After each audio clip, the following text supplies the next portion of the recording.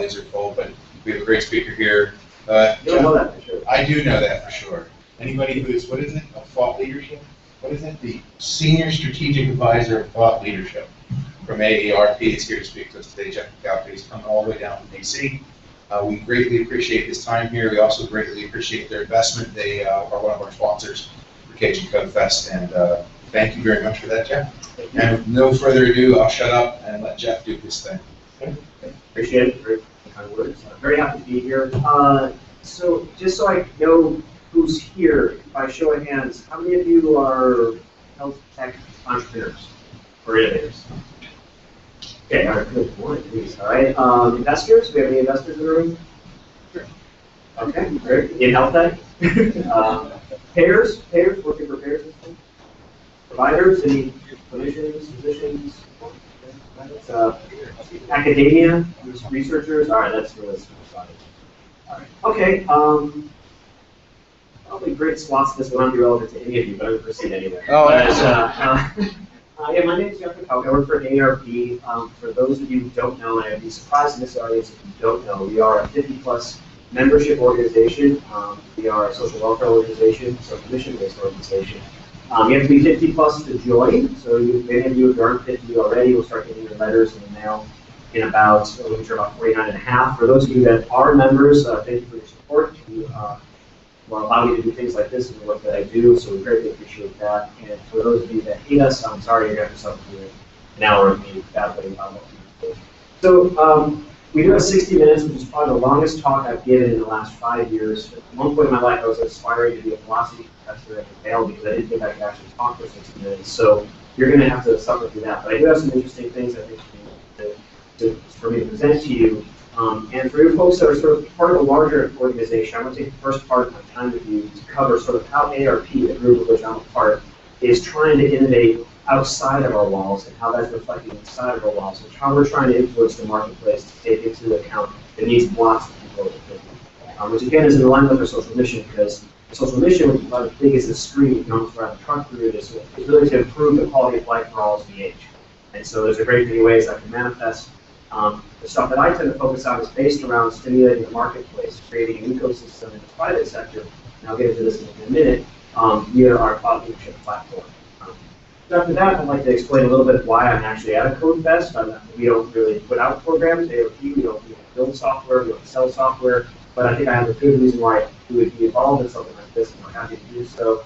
And then the real need of my presentation is a research study that we did called Healthy Frontiers, where we've taken the marketplace of existing health and wellness, consumer-oriented, consumer-directed solutions, and divided them up into 9 areas, of which all come together, I think, into what would be a comprehensive strategy of products and services that would help people age in place.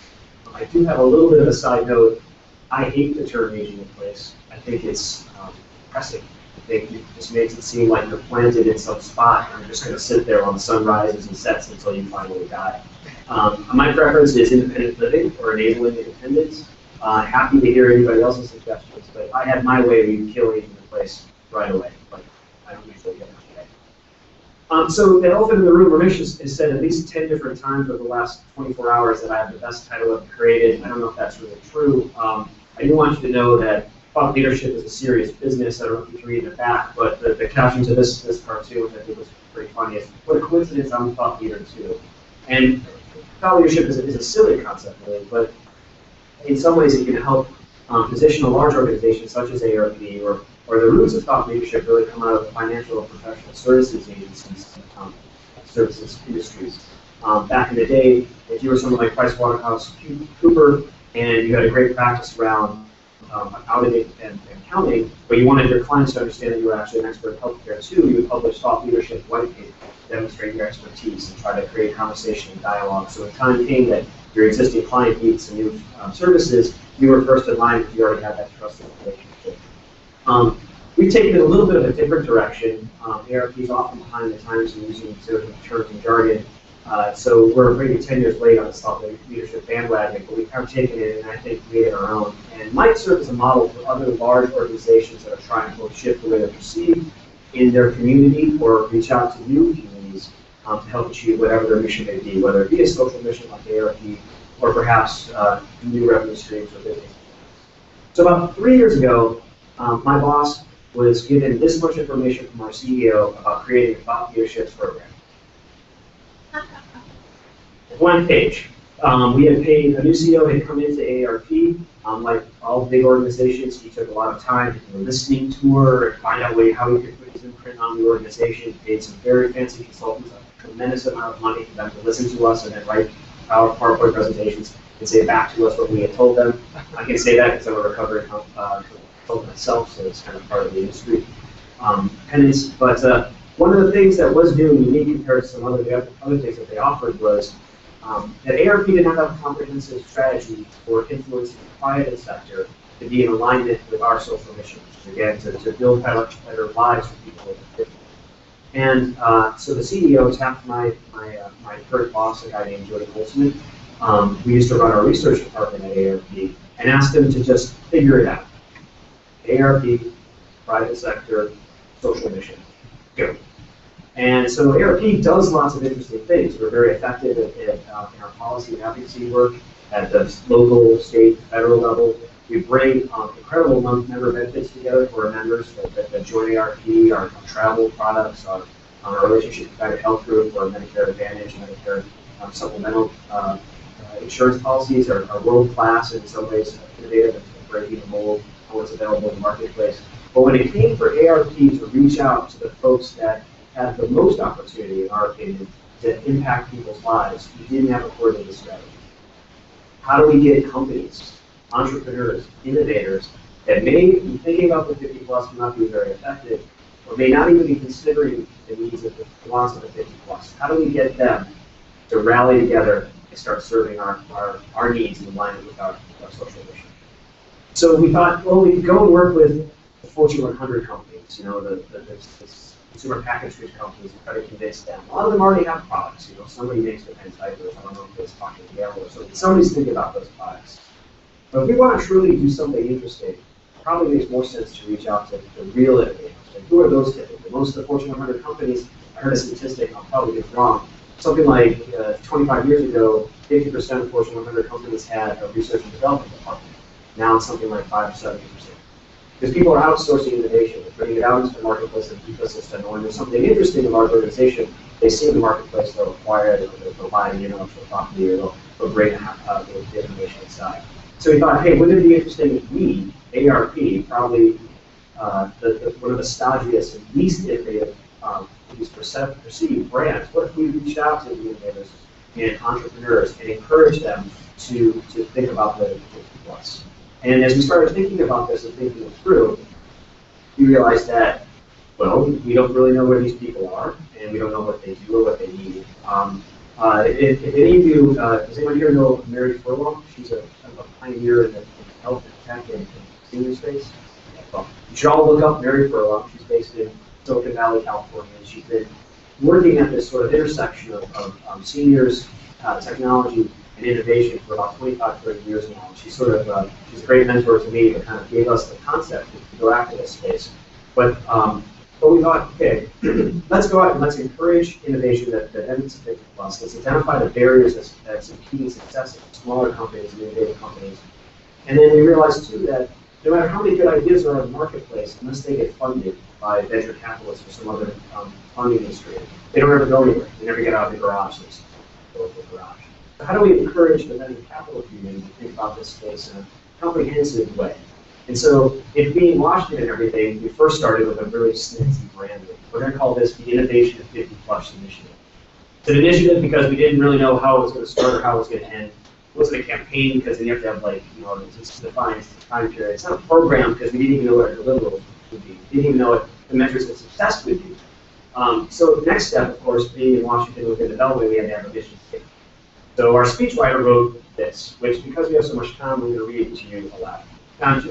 So this is really the crux of it, right? So what we're trying to do within the small group that we call thought leadership is to spark entrepreneurial activity and in a way that's in alignment with AARP social mission. And what we really want to do is spur innovation that meets the needs of our constituents, 50 plus. Now we don't always have to be members because we are a society level organization, but we do like it would have to influence and certain part of our members. There's a couple of things that we think are concepts that are good for the marketplace, that can be utilized by the marketplace, that can make every product better. And one of those is what we call design for all. There's one simple way to put it is sort of, if you think of Apple's design ethos. I've got my timer on now, but you know, a product where my 18-month-old can use my iPad as well as my 70-year-old mother, and they both use them equally as well, to be honest. That's design for all. So something that takes the lowest common denominator and designs a product for it, but makes it applicable to the largest market segment possible. The other thing that we're focused on is changing the conversation around the aging wave, the aging demographic within America and around the world. You'll hear it out there that the boomer wave, the silver tsunami, the gray market, all these things are a little bit pejorative, I would say. So what we try to do is reframe this conversation to what we call the longevity economy. And we've actually commissioned some research, and there'll be a link at the end of the presentation where you can get to all of our research. But we work with Oxford Economics, a world-class economic and econometric firm. And we had them do some modeling about how much money is going to be made, how much money is going to be exchanged in what we would call the longevity economy, which is basically the sum of all economic activity that's going to contribute to keeping people healthy and wealthy and alive the longer as our demographic shift in the extra 30 years that we've all been given for the most part in life expectancy over the last 100 years of Western society.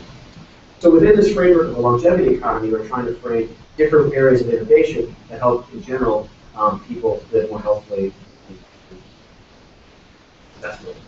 So probably the most concrete thing that we have is our work in the health and wellness technology space. So we look at a couple other areas too. One is 50-plus entrepreneurship. How do we encourage 50-plus folks to be better and more effective entrepreneurs? We're also looking at media and broadcast technologies that are effective in focused on the 50-plus. But health and wellness is really where we've been cutting our teeth on this concept of a nonprofit organization focusing on the marketplace, building an ecosystem so that folks can be more successful, and doing it so in alignment with our social mission. So we really have 4 pillars of our activities, and this activity here we're talking today kind of rolls up into one of them in terms of the market outreach. But really what we're trying to do is reach out to existing players and raise the awareness of the needs and wants of people over 50. Through market development, we're trying to encourage companies and solutions to get to market that serve the needs and wants. Now, AARP, everyone, there's a joke that if you are in an MBA program and you are focused on 50-plus, in your pitch deck for the final project, there's always sell to AARP. Because we have 38 million members, and if you get 2% of the 38 million members, that's a huge business stream. Well, unfortunately, we as an organization aren't equipped to work with small companies. We just don't do it very well. We're working on it internally. I'm on a lot of committees. I don't want to know how many meetings I sit in, but we're still not ready to do that. So instead, what we've tried to do is build an ecosystem of distribution methods, investment methods for these companies that we think are best in class and can really help impact people's lives. Innovation showcasing, in alignment with that, what we do is when we find interesting companies, and I'm really excited to see what comes out of the coders and the other building, is we'll bring those things and we'll showcase them not only to other industry players, but also to our members. So the last one is member involvement, whereby we're creating these situations, and we're kind of mixing the pot between AARP members and technologists and influencers and innovators in these unique venues. So one we have coming up in 2 weeks in Boston, Massachusetts. AARP has its annual member event for 15,000 members come to Boston for 3 days of education, entertainment, and trade expo floor kind of exposure. It's kind of like AARP spring break for seniors, if you will. And I've been to 8 of them, and I see the same people at each one. People party pretty hard. A little bit. But, so what we've done in there is we've created our own AARP pitch day, whereby we've solicited applications from health and wellness technology companies that have been in existence for less than 18 months and raised less than $5 million. So we're looking at early stage companies here. We've done it 3 times. First time we had 78 applications, second time we had 123, and then this last go around we had 193 individual companies that applied to get on stage for 4 minutes to pitch their wares, kind of a la Shark Tank style, if you've seen that part, that TV show, but not only to a panel of investors and judges, but to AARP members out there with membership, with audience response devices. So once the entrepreneur finishes his pitch or her pitch, they get instant audience feedback from their potential customer base in a way that's never been possible as far as we can tell from a different pitch event. At the same time, those companies will be expoing on our floor for 3 days and interacting one-on-one with their members and getting market feedback. And if they can sell their wares if they're available. But this is the way that, even though I can't get a product to market under the AARP name, I'm now getting a product into market by using AARP's power. So that's one of the reasons why we like to support activities like this. One, I'm trying to tell you, and I'll give you some pretty stats in monthly infographics about the 9 areas of needs that we've identified.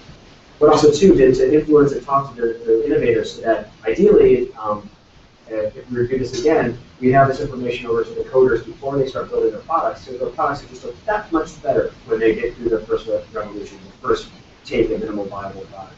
And then maybe next year, we'll bring in 50 AARP members, have them be involved in the influence stuff, the coding segment of the day. Maybe we'll have a member review before the final product round. These are the sorts of things we're trying to facilitate. So that's on our program. So if you're in a large institution, if you're with a school, if you're in a big, large payer that has trouble trying to innovate and get out of the shelf, what I would suggest is there are ways, especially, and sometimes it's easier to reach outside your organization to just develop traction and demonstrate results before you start bringing things inside your organization. So now I have colleagues in other parts of the organization that for the last 3 years have just been making fun of me because I go to a lot of conferences, asking me when they can talk to our startups, asking me when they can come to our pitch. We had to go and prove ourselves out there before we got any credibility, which was only it. So I think I'm kind of preaching to the choir. Why are we worried about this market right now? Why is this market so interesting? And I won't read all those stats, but there's 100 million people in this cohort. 10,000 people turn 65 every day and will be doing so for the next 11 years, 12 years, depending on which demography you can't see. This is an incredible, the only large growing market that's available right now. We're looking at it from a pure market and maximum total addressable market sort of standpoint. An interesting fact, there's 100 million millennials in the U.S. And all in all, the spending that they command is around $900 million a year. There's 100 million boomers in the market, and they're spending about $3.2 trillion a year on consumer spend. And that's not including healthcare consumer spend. That's $1.6 trillion additional dollars. 70% of all assets are locked up in the boomer and up market. Now, much of those assets are actually going towards millennials because they get to college and move back to the basement. But the point is that the ones that are actually spending the money are the boomers. And it's going to keep going. This stat about the inheritance, I'm a little bit sketchy on that one. I think as the greatest generation, the silent generation, as they age, and the way that things are currently structured in terms of long-term care, I think a lot of that inheritance is going to be drained to keeping people alive, frankly. And so I wouldn't bet the farm on a $15 trillion number. But if things that are happening here, and events like this are better to keep people healthy and engaging in the living in the venue that they want, maybe we'll be able to preserve some of that money instead of having people go into institutions and facilities. Well, why now? Why not 3 years ago? Dr. Vlad had some great points last night for those of you that were here. We've got the infrastructure now. We've got strong enough broadband, wired broadband to keep us home. We have strong enough, in some places, not AT&T in this campus, but strong enough cellular strength that we can do a lot of interesting things. And we're all carrying around little pieces of plastic that are bigger and better computers than the things that put the people on the moon. And so in the last 3 years, the last 4 years, things have really come together. We work a lot with the investment community, and Steve Jurvetson of Draper Fisher Jurvetson, a venture capital firm on Sand Hill Road in Silicon Valley. This is the guy that, when he was like 28 or something, brought Yahoo to Microsoft. I'm sorry, brought Hotmail to Microsoft. They had this incredible exit and all this money. He's an investor in Tesla with electric cars. He's actually are naturally interested in this space. He sees the demographic shift, the demographic destiny, and he's interested in it. But brilliant guy. He actually is a rocket scientist. He launches rockets in Silicon Valley. He started a Silicon Valley hobbyist rocket, nerd club. I don't know what to call it. But he had a really interesting insight. He said, right about now, there's this incredible circle of empathy that's going on. You've got investors that made a lot of money in the first .com boom that are probably now in their 50s, maybe even 60s, who are worried about their aging parents, maybe even worried a little bit about themselves in terms of the aging process. You've got some entrepreneurs that have their stars on the back from the first .com boom that are probably in their 30s, 40s, maybe even 50s. And then even the hoodie-wearing, Facebook-type entrepreneurs, their grandparents are alive, and they have to explain what they do for a living to their grandparents at Thanksgiving. And so this great divide of no one being over a certain age, understanding or being interested in technology is completely out the window. I started my professional career at an internet research firm in 98, 99 called Jupiter Media Metrics. And one of my colleagues was a guy named Dennis Clough, who went on Dodgeball and Foursquare. I don't know if you guys like social media stuff. And I went out to fish tacos with him once in 99. And he said, hey, do you want to be the chief wireless strategist for Dodgeball? And I was like, yeah, sure. And I never followed up. And now he's like a millionaire. Yep. And not that I'm not happy with him. But I bring him up because I remember, and I would say that I was stalking him, although you probably could say that.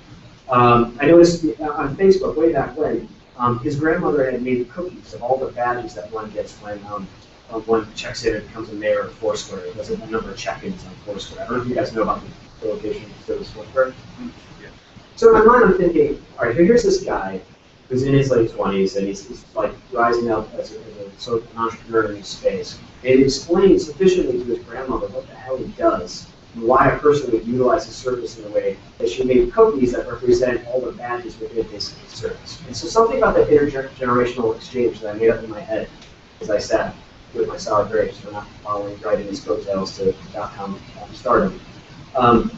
That to me is emblematic of the sort of crossover we have right now. It's an interesting space. So, okay, so now we know there's a big market.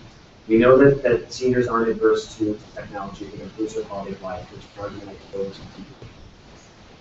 So what do we do about it? So people started coming up to my boss and I, and he said, hey, all right, you've got us. Now what, okay? I already have a product that's focused on 50 plus. How do I make it better? Or I'm a smart person with nothing to do and now I want to focus on 50 plus. Tell me what to focus on. So we went out and we found a world-class, because we are a research firm, we found a world-class consumer electronics research firm. And we asked them to do an analysis of the health and wellness, consumer-oriented health and wellness. And I keep saying that, and I'll say why I harp on it. We feel that not only can we not start everywhere and start changing the payer system or changing the way care is provided, per se, we're a consumer-facing organization, we're a membership organization. So all of our activities come back to representing the needs, the voice of, I would say the average person, but the 50 plus AARP member. So all the stuff that I'm going to talk about in the next several slides are things that one would either buy directly or they would get directly from some sort of provider. So things that you would probably pay out of pocket for, as opposed to, like a bed, a hospital bed or something that would be relevant. Just like a bed. Right.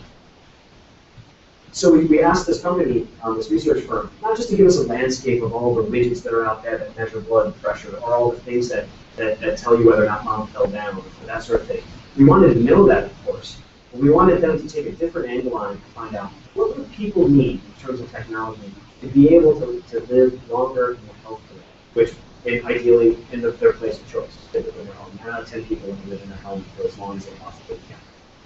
9 out of 10 people over 50 also, their number one fear is being a burden to their loved ones. And their second largest fear is having cognitive decline, not being as sharp as they want to. And the third one is giving up the cognitive. Which again, I think is often overlooked in terms of aging in place and the bucket that's on my desk. Is the transportation needs of folks that once they're in the state that they are. So people said, tell us what to focus on. So this Parks Associates, they identified 32 attributes that they thought were essential for someone aging well. And then we put those into 9 buckets. And then we didn't just stop there. We instead also did market sizing. So these are our 9 areas of health innovation. Now, here's why I'm super excited about this. Because if you're an entrepreneur and you're trying to build a solution that keeps someone who's aging healthy, you're not going to have just one of these things, right? And if you do, you're probably aiming too low. You're aiming too focused. If you're an innovator and you try to cover all 9 of these areas, you're trying to do too much. But if you can start saying, and we hope that the industry, they're starting to adopt the nomenclature, the taxonomy that we're putting through these different categories, then you can say, I'm a medication adherence, medication management with an aging vitality spin, and sort of vital sign monitoring thrown in. Now, there hasn't been a framework, common framework, for companies or organizations that are focused on this space to use the same phraseology about these sorts of things. And what's even more exciting, I think, is now you can have venture capitalists that are interested in this space saying, I want to have an investment thesis around vital sign monitoring or care navigation, which actually in the last year and a half, I think it's not an investment for that. So I'm skipping over that, but that's why we're excited that this is out there. We're pushing and hopefully getting credit for it, for the industry to take this to heart and start leveraging it and using it as a platform, as a way, as a framework for organizing what you want to focus on. And helping with your 4-minute pitch when you're on stage on that. So, I'm sorry, going back a bit. So we come up with these 9 areas, and they're fairly self-explanatory. Medication management, that's making sure people are taking their meds on time and when they should. I'll get into it a little bit more. This is more than just reminders. I see another app that buzzes because it's 2 o'clock and I'm supposed to take my blood pressure medicine. That's not why people miss their doses. They miss their doses because of side effects. They miss their doses because of it's too hard to get the refill. They miss their doses because it's too expensive to take their drug. So there's more medication management than just buzzers with life. Aging and vitality, this is a super cool space. To me, this is basically any technology that allows a person to maintain their lifestyle the way that they want to for long. And so in this, we put in, there's a ton of really interesting apps that one can put on their smartphone. And if you're in a crowded restaurant and you can't hear as well, you put your phone on the table, you put one earbud in, and it filters out the background noise, and it gets the conversation of the person you're having with. I need that. I went to so many punk rock clubs when I was young. Things like smart canes. There's this one company called IsoLock out of New York City. They have this cane. Fundamentally, a cane, the technology for a cane, a stick with a handle, hasn't changed in like 4,000 years. This guy's done some research where there's like a little foot at the bottom of the cane, and it actually uses more energy as you put it down to spring you forward. And there's GPS on the cane, so you can find out where the person is in case they get lost, if they have dementia or sort of other cognitive issues. If the cane's dropped, it'll send an alarm to somebody to let it know that either the person's fallen or they're dropped. How many steps have you taken? So you can see how active someone is. Stuff like that to keep people more active and vital. There's a whole bunch of things. Vital sign monitoring, I think this is what a lot of people automatically assume when they think of sort of technologies related to the fitness process. You have heart failure, you go through your time in the hospital, we wish, right? You go through your time in the hospital, they give you a kit that goes home that has your blood pressure cuff, your scale, maybe a couple other monitors. And then it's sending stuff up, ideally to the cloud, to your doctor, and then after 30 days, the admission goes up, they take that thing away from you, and they give it back. That's where there's a lot going on, but I also think there's a lot of interesting areas for innovation and improvement infrastructure. For example, in that scenario, what if you liked having that scale, that blood pressure cuff? What if you liked that? Most of the time, you have to give it back. You couldn't even buy it if you wanted to. Strange things like that. Care navigation, as I mentioned, bill reconciliation, scheduling and coordinating appointments for an elder across the family caregiving unit. How does, if there's 4 different people living in different cities, how do you know when mom got to the doctor, what the diagnosis was, when the next scheduling is, and how do you pass it around amongst the adult children? Those sorts of solutions. Emergency detection and response. This is sort of the I call and I can't get up button category. But there's some interesting things going on here where, of course, pendant, there's a big argument in the industry, I don't know if you guys follow it, PERS, personal emergency response device. So, see whether or not passive monitoring, things that are in the building that know that I've fallen down, are better or worse than a pendant that I'm not there. So there's some interesting things going to be shake out, I think, in the next couple of weeks' time. Now, if you look, in my opinion, these top categories here, where you would expect 50+ technology innovation to be, or let's say even 75+ technology innovation. What we're finding is the marketplace has been caught sort of flat-footed on these other areas that I'm going to explain to you. And again, though, for a healthy, and this is not all of these, but some sort of combination of all 9 of these, I think are what are essentially keep people really vital and really healthy for a longer period. So, physical fitness. There's a ton of apps out there, a ton of wearables. I don't know if you guys saw the news. Nike's shutting down the Fuel Band team for some odd reason. I thought I would like for that. I never get one for free, so I assume it's good. But there's a ton of wearable technologies right now that are basically aiming towards either the morbidly obese that just can't barely get off the couch, or the triathlete quantified self that wants to know every single thing that happens to their body all day, all night long. In the middle there is I think, a lot of opportunity to get normal people, if you will, more physically active. And we all know what that has to do in terms of preventing and staving off all the things that a lot of these other solutions are being created and solved. Diet and nutrition, of course, this makes a lot of sense. but I don't know. I've tried to use my fitness account myself. It's quite a pain to log all of your calories. Why can't we figure that out? And especially what happens, I think, more often than not, is if you're using something like MyFitnessPal, which is a calorie cataloger, which has an incredible database. You start finding out how badly you're eating, and then you get discouraged and turn it off. There's got to be a better choice. There's got to be a better way of managing this stuff.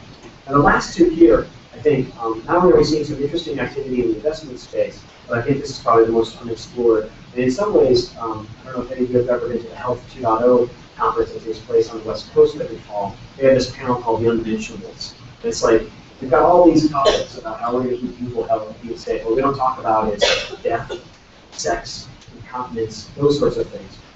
These, no, I'm not going to talk about incontinence, but social engagement and our next one here, behavioral and emotional health, go hand in hand in that as we create more solutions that keep people remote and telehealth. I love the presentation that Dr. Black gave last night about all these abilities to go see your doctor, or not to go see your doctor, do a teleconsult and those sorts of things. We held we supported a conference in Philadelphia last summer. We brought in 50 of our members to look at not only some startups, but then be part of a town hall. And it was this elderly African-American woman who lived in urban Philadelphia, and we had a moderator, a great guy, and he asked her, wouldn't it be great if you could just talk to your doctor on the computer instead of having to get out, get dressed, take the bus, take a whole day, go sit in the reception area and to talk to your doctor? She said, no, I like going to the doctor. Mm-hmm. I talk to the receptionist. I have my appointment at the same time as Mabel. I talk to her when I'm there. So in this rush to push things out and change people's behaviors, we need to be clear and conscious that we're not just creating these little monads of people like the Matrix, like all these elders all buckled up with a television screen and no interaction. Depression is incredibly taxing on older folks. As your health declines, you tend to get depressed. As you tend to get depressed, your health declines. So these terrible cycles happen, whether it's a chronic condition, or terminal condition, or isolation due to loss of a spouse. Joe Coughlin runs the MIT Age Lab, which is this crazy kind of really Wonka thing on aging in Cambridge, Massachusetts. And I saw him give a speech once. And if you ever have a chance to see Joe Coughlin's speak, no matter what you do, go see it. Incredible speaker. He actually positioned the microwave oven, a smart microwave oven, as perhaps the most important teaching in place technology. And the scenario went like this. You have a woman who's 80 years old now. She loses her spouse. And all her life, she's been cooking for two or more. When the kids are there, she's cooking for them. So once the spouse dies, she starts eating those terrible Mrs. Paul's frozen dinners. They're like 98% sodium, right, or something. And so her potassium levels get off. Then she has a fall incident. And then she has to go into the hospital. Most likely she'll die. It's just how it happens. She has a fall incident. Now what if you had a microwave oven that had smart RFID tags for reiterating, and you had food, nutritious food, with RFID tags in the frozen package? And this actually exists, although the marketers were trying to point it towards bachelor men, young men who couldn't cook for themselves. Well, what if instead we make these healthy meals that are nutritionally balanced for I don't want to call them shut-ins, but a little bit. And so instead of her eating those terrible foods, she's eating something by just throwing it in the microwave and knows how long to cook and knows when it's done and then it turns itself off. She's now eating a good meal, a properly balanced meal, and perhaps staving off that falling state. So sometimes these sorts of teaching in place innovations happen in ways we wouldn't normally. All right, the market. I end up talking to a lot of private sector folks because that's what we're trying to focus on. That's how we're here. Suffice to say that the number crunching that this firm did on our behalf, and to me it is all voodoo. I don't know what they use to do what they do, but we're talking about $20 billion over the next now 4 years. The forecast started last year. Extra $20 billion of consumer out-of-pocket spend that would go towards new products that address these non-areas. On top of $77 billion already out there. So we're talking close to $100 billion of money that people spend out of their own wallet. We're not talking reimbursement, we're talking their own money around these technologies. It's too big to ignore. Everyone should be trying to get on this whole right? So we can drill down a little bit. I'm not going to spend a ton of time. We've already suffered through 34 minutes that way. But here's just some examples of sort of the visions that we have, the scenarios that we envision around some of these technologies. And so in this medication management, again, we're looking at these folks, we're looking at history, looking at appearance. But we're also identifying those on behalf of folks. We're taking 9 different, what's the stats say? 9 million people by 2015 will be on multiple medications. I'm sorry, 19% of all adults right now are on multiple medications. Because most of them have 3 or 4 chronic conditions. That's a lot of pills. Now what's fascinating is it's not just a matter of throwing a smart electronic pillbox that rings and jumps and opens up and closes things. In some ways, people have very sophisticated workflows in their households. We heard about this one case study, we did an ethnographic study, where in the morning, this gentleman had all of his pill bottles lined up on his windowsill above his sink. In the morning when he took it, he turned it over so it was on the cap, down the line. And then in the evening when he had to take it again, he did it again. So they were all upright, kind of resetting the mind. So it doesn't have to necessarily be this thing. I think there's this thing I can't remember who made it say, it looks almost like a small ATM. And it dings, and its pills come down this little chute, like those things at the grocery store when you get your change. Like a candy machine almost.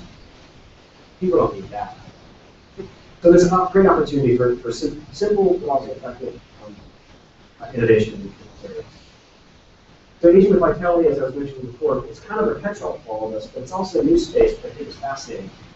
I met this company a couple of weeks ago. This is not necessarily technology, but they're called Thin Optics. They're out of Silicon Valley. And the CEO was pitching, and he said, what do you always have with you? People, my wallet. I know my cell phone. That's our cell phone. And he said, and what are you always missing? And I know this because I was just visiting my parents. My mom has 44 pairs of readers, glasses around the house. They're just stashed everywhere because she's always finding them. And he came up with this product. Here's a pair of readers that are flexible, almost unbreakable. You wear them like Ben Franklin. I don't need them yet, but it's only a matter of time. And they sit on the back of your cell phone. On the back of your kids. $30 on Amazon. Stuff like that doesn't have to be high tech, but it helps people maintain the lifestyle that they want to do. Well, if this kind of me, you won't come to it. Awesome. Shouldn't be, but again, the vital sign monitoring. This, I think, is probably the most well-established space that we're focused on, but also it's kind of boring and not accomplishing very much. So there's got to be a way for people, they start doing this stuff on their own for the sake of monitoring themselves to keep themselves unhealthy. There's a French company that has a bulkheaded in Boston called Living, so everyone has them. They started off with a smart body analysis scale. Beautiful design. Looks like it could have come out of Apple's shop. The most easy setup I've ever used for a tech device. I took it out of the box, on the floor, put the app on my phone, and it found my Wi-Fi network and created an account for me all by itself. They now also have a blood pressure cuff. They do have an activity monitor that you run yourselves. They also have this new sleep aid thing, like this light changes color. I'm trying to get them to get more. But sleep is an incredibly huge problem for many seniors. Under-addressed. I spoke about care navigation. I think this is an incredible opportunity. You'll see some companies that are trying to do too much. They've got the scheduling, they've got the medication adherence, they've got the bill reconciliation, and all these different personal health records, EHRs, that aren't linking up to any electronic health records, the EHRs. So that's an interesting space. You can see that we're projecting a fair amount of activity there. And I have a different report that we do with a partner company called Startup Health, based out of New York, and Accelerator for Health. They've taken all these 9 categories and in 2013 cut them against investments from venture capitalists, and I didn't have the right format to share that to you, but I figured I would get it. Again, emergency detection and response. Paul and I can't get up. You can see how this is actually, they're expecting innovation to sort of cannibalize the existing sort of product offerings. It's fascinating. The thing is about this, though, anecdotally, because the coders aren't here, so I can't tell them directly, is there's a lot of times when these sorts of solutions are deployed in the home, and the senior either stops wearing them because of the stigma of having a pendant, or they won't actually press the button even if they have fallen in line before, because they know the EMTs will come and knock down the door, and all the neighbors will know that they were incapacitated. Someone's got to figure out a way to kind of get around those issues. There are some interesting, Verizon actually has, surprisingly for Verizon, pretty interesting solution that first blasts the repair network before then engaging. But again, how do you get it into the home? I'm a big fan, and I would use this, I use it publicly, but I would use this in consumer facing, sort of Trojan horse sorts of technology, where it's a socialization platform, something that keeps grandma involved. But on the background, she's Skyping with the kids, but in the background, it's telling us that she's in trouble now. This shows up. so for left on. She hasn't gone to the bathroom in a couple days. The fridge hasn't been open in a couple days. Or heaven forbid, she's on the floor dehydrated. Physical fitness, again, you can see that there's just a lot of activity going on with this anyway. So the innovation, I guess these guys are a little bit down on the innovation, at least in the 50+ space. But I think something has to happen where is this physical fitness apps and wearables and motivators for the rest of us, not just for the super motivators. Diet and nutrition again. You know, there's a ton of sodium that's consumed by people, especially as they age, and then there's a weight issues in this country as people get older and less active. So those two go hand in hand. Yeah, I'll leave it at that. I think also too, what would be pretty interesting is pre-made meal delivery and grocery delivery. I just saw on my Twitter feed that Amazon's tried again with local delivery. That's different than Amazon Prime model. If that works out, if you get the scale of Amazon for people freshly in their house, fresh healthy food, that's something really powerful. Social engagement. This one's a little bit of a tricky one because you know, one could say, well, Facebook's free and that's social engagement. I think it needs to be a little bit more than that. But again, chronic loneliness is a huge issue. And then sort of emotional support from folks, especially if you are going through some sort of condition, chronic condition. You know, there are patient-oriented websites like Patients Like You and Ben's Friends, which are basically community boards with folks that have specific conditions. And they share information about what treatments are working for them, what treatments aren't, and support each other. Those things are great. How do you take that to the next level where it's more engaging? And you get more engaging for folks that aren't necessarily savvy. And again, the behavioral health, this is my favorite graphic. I love the reading. I'm really depressed. But they did a great job trying to figure out how to do that. But end of life planning and reconciliation of assets during a divorce or a change of marital status, it's happening more and more. People are getting divorced, they're getting married early in life, they're getting divorced later in life. Sometimes they're not married at all. But what happens in terms of people that don't have a support network like a spouse? I think this is an interesting space because it also can go down and create some generational connections, whether it be teens with issues working with older folks, vice versa. So here's another way to look at all the big numbers, colors. I think the scatter chart's interesting too. So if the coders are in here and they're thinking about this as a path to commercialization, monetization of their products, this might have been interesting for them before they sat down and came up with a solution. Right? So it's like the classic argument. Now the quadrant, you always want to do left to right, but there's some big markets that are in other areas. And to a certain extent, is what kind of mix do you want to have in these 9 areas, whatever solution you're trying to create, to get to the largest addressable market and to help the most people on the condition.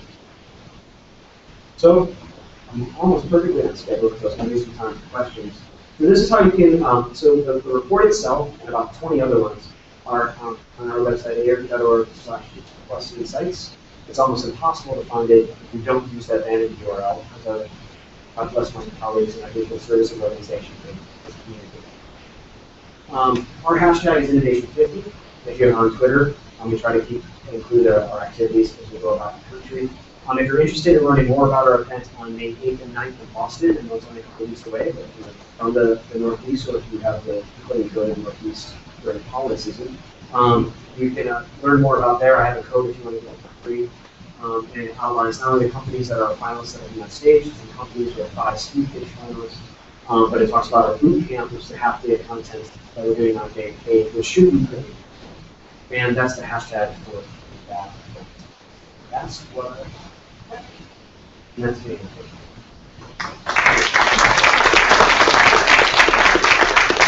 You get your question in? Yeah, sure. No, they're not sleeping. Well, at least not for long. All right, questions. Q&A time. Any questions for John?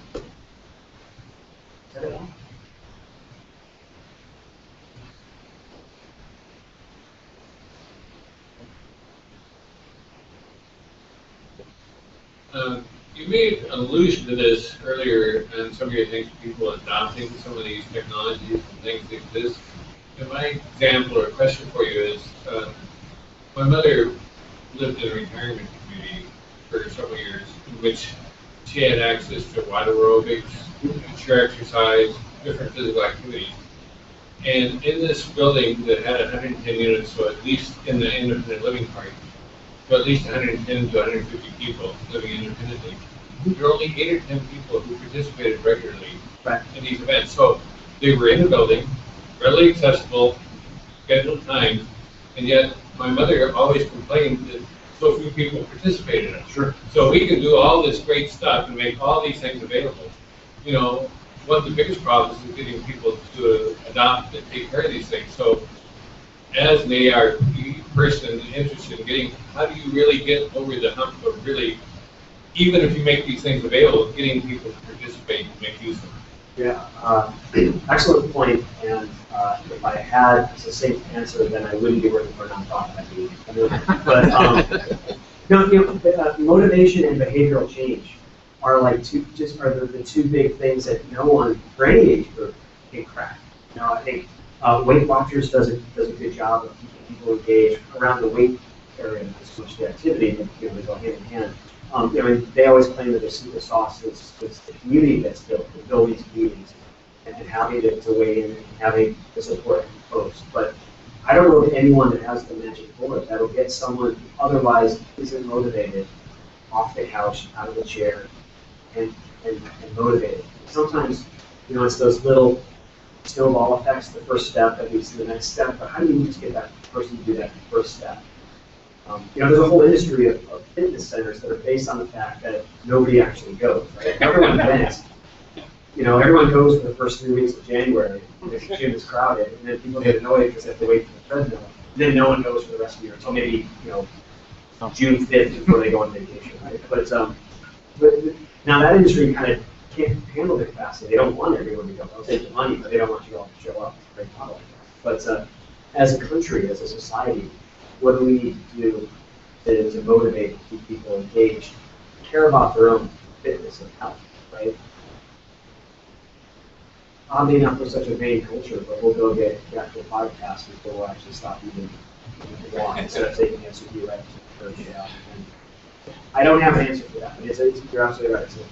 It's a key issue to overcome, or it is, if you look at it.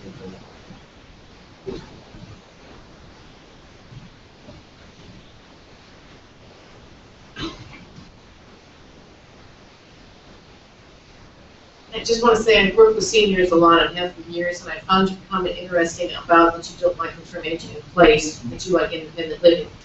Well, with dealing with seniors, they equate independent living with assisted living, and they don't like that term either. So I think maybe suggest that when you have your conference in May with a group of seniors, you may ask them if they can come up with the term that they might like us all to use, because regardless of what you use, something doesn't like. True, very good point. Yeah, and we're struggling. And no one can really nail it. And it's funny because about 4 years ago, I met this woman who was a technology analyst, and she created a website called Aging in Place Technology Watch.